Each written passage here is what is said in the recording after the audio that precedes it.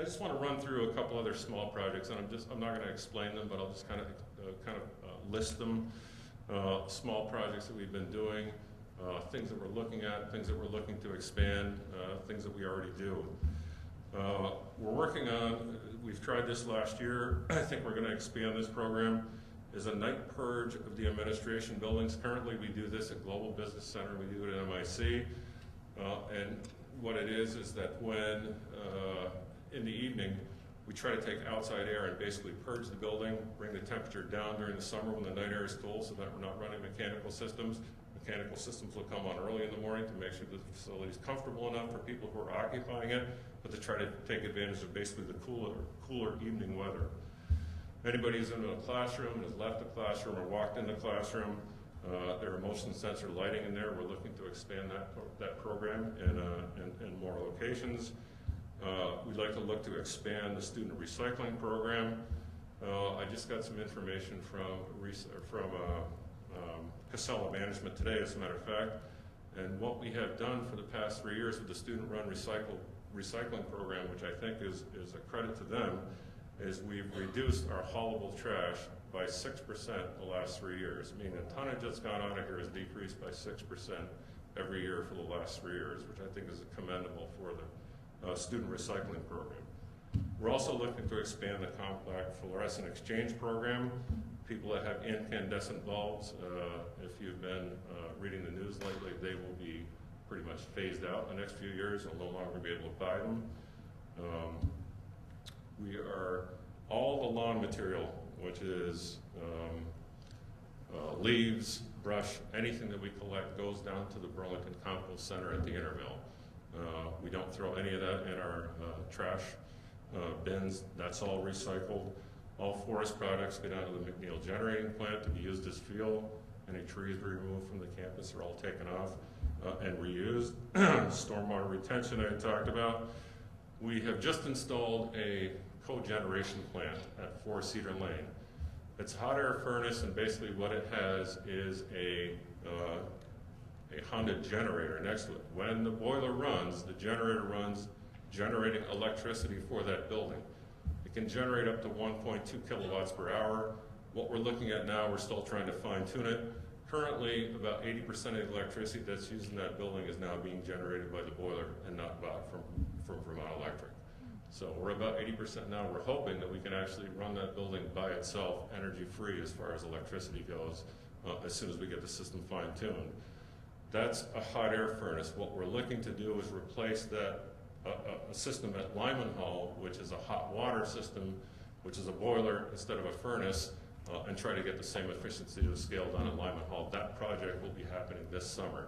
That's the first cogeneration plant in the state as far as the hot water furnace goes. And the hot water boiler in Lyman Hall will be the first hot water cogeneration plant in the state of Vermont. We're exploring the use of geothermal for Perry Hall. We have engineers on board taking a look at that. We will be going down to Middlebury this spring to take a look at the cogeneration plant that they have down there. They also have a biomass plant. We'll be taking a look at that and see if there's any information that we can glean that'll be useful for us. With the renovation of Aiken Hall, we're looking at LED lighting infrastructure. LED lighting is about 60% more efficient than compact fluorescents. And right now, compact fluorescents are the standard in the industry. We're looking at installing LED infrastructure for Aiken Hall to try to take advantage of new technologies as they become available. This summer, we'll be going through and replacing all campus washing machines with high efficiency machines. Hopefully that'll not only speed up the process of doing your laundry, probably won't reduce the price, but it'll certainly save energy and water.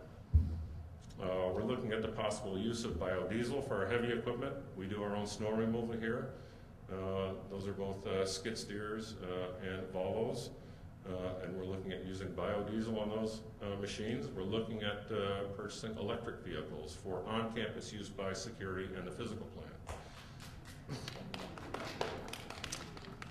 Replacing fleet vehicles with more efficient models. The last vehicle we replaced was a GMC heavy truck. We replaced it with a small Subaru Forester.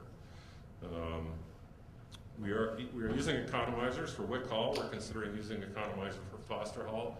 Basically, it's almost the same concept as the CO2 sensors and the night purges, is that we take advantage of free outside air, trying to make the building as comfortable as possible without trying to use the electrical and mechanical systems as much as possible. One small problem is the humidity. You've got to be aware of what the humidity is. These are all like systems that we're fine-tuning. I think we've taken most of the low-hanging fruit right now. We're trying to get as technically advanced as possible and take advantage of all that the digital control systems allow us to do. We've talked to Sodexo, and we're working with Sodexo to enact a sustainability program, which would include a large composting facility, as well as products that they use on campus. We'll be exploring a new contract with our contract cleaners this summer. And one of the things that I'd like to do is to have a contract clause in there that they are responsible for using environmentally friendly products.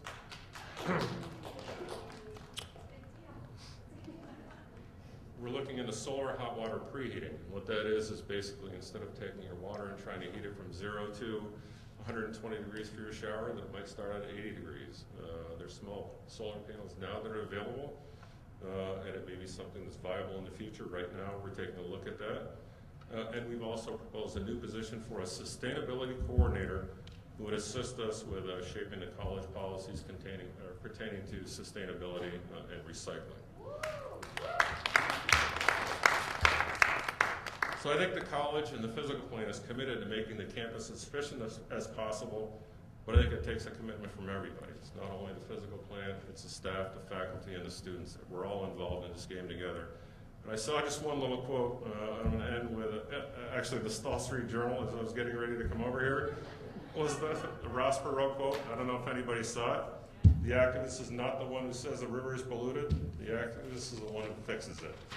Thank you very much for listening.